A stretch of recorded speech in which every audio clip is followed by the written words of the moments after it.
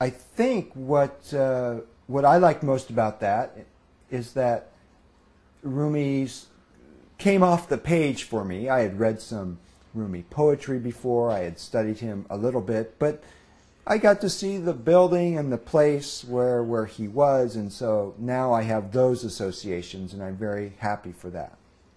It seems to me that the great message of Rumi for our time is that for Rumi,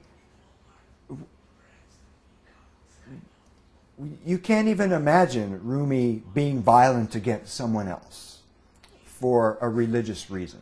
It seems beyond the realm of possibility for Rumi to strike out against someone, because for Rumi, God was much more mysterious, and of course, God and the experience of God was an experience that only brought peace and humility and connection with other people, not at all violence and disconnection and discord. So I think that that spirit of Rumi is the one that inspires me most today, and also provides a great example for Muslims as well as for people of any religion to look at this very devout, very important thinker, and very romantic thinker too in all his poetry, and see, well, this is what we might conceive of as the heart and soul of religion, and certainly the heart and soul of Islam. Thank you. So you conclude this point. As you also said, the source is actually the same. The Rumi was an Islamic scholar, and Gulen is an Islamic scholar, and now we're also in a stage in the whole world politics, or the events happening, that the messenger of Islam, especially in Europe, has been mentioned in a way in some drawings and that way. How would you evaluate within the concept of dialogue, respecting the other, the world peace? How would you evaluate those? I think that this is a great example of a difficult and thorny issue which will come up in our world. We will never have a time when things will be easy, when everybody will just do the nice thing. These things will come up forever. And the only way we can negotiate them properly is if we have established relationships where we already have respect, where we already have a commitment to treat the other person without violence. And so, in many countries, and it's not just the West, but in fact, I'm not even a firm believer in dividing between the East and the West. I don't like those sorts of divisions. But in many countries, we have values that sometimes come into conflict, and we have to negotiate and work out the differences. Well, one of those values is the freedom to speak, and the freedom to say or do things that someone else might disagree with. On the other hand, a very important value is also mutual respect. And so it seems to me that countries where there is already established dialogue, and where people have acknowledged the right of each other to live according to their own ways and thinkings and differences, that in those sorts of settings we are much more capable of negotiating the problems. And one of the first things that we would probably do is say that no violence should be committed in order to solve this problem, because a violent act clearly would not be solving the problem. It would be magnifying the problem, and it would be allowing someone who may have done something disrespectful, someone who might not have been following the virtue of respect, it would in a sense be allowing that person to win, or at least to foment more trouble. And perhaps that was their purpose to begin with.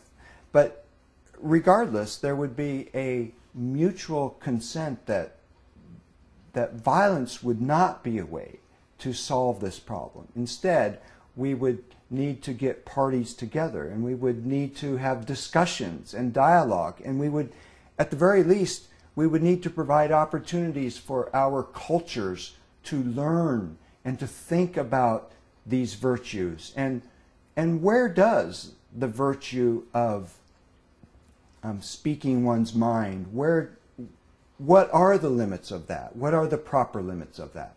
And what are the proper limits of respect? Should a person simply allow anyone to say anything, or should there be should these differences be negotiated in different ways? And another major question comes up: what is the role of the government in each of these cases? The government clearly should have a responsibility to stop violence, but a government is also interested in helping its citizens respect other people. So these are not easy issues to solve. It's not as if we all followed Gulen, they would be easily solved.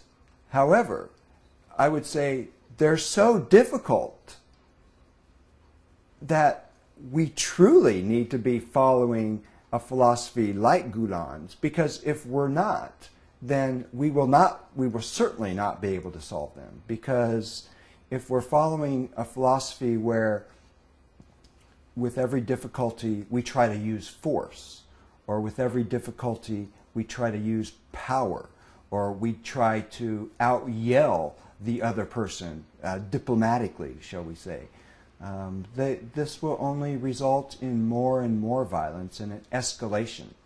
So critical thinking, thoughtful dialogue, these are the things that Gulen encourages, and these are the things that will help us get through the difficulties that will always be arising in our world as we live together with all our differences.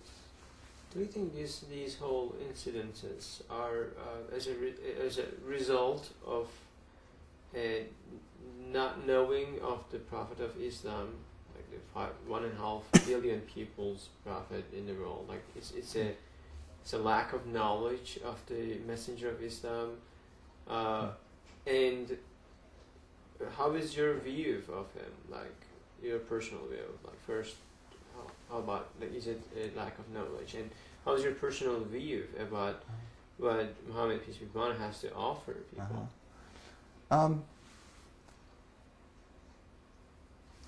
As I understand it, the cause of the cartoons, I think that somebody was trying to test the limits of freedom of speech and to try to.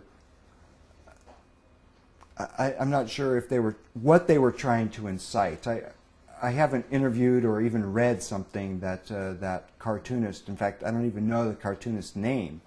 So I'm not sure that he. I presume it was a he. I'm not sure that he was ignorant. In some ways, it's hard to believe that someone would go to the trouble of drawing a cartoon and really know nothing. I don't think I'd ever do that. You know, if you're going to write or draw something, you should learn something first. But maybe he didn't. So I'm not really sure what the ultimate cause of that is. Clearly, there was some attempt to, I don't think to incite riots, but to test this whole issue of freedom of speech, which then gets pitted against the respect that is due to all people.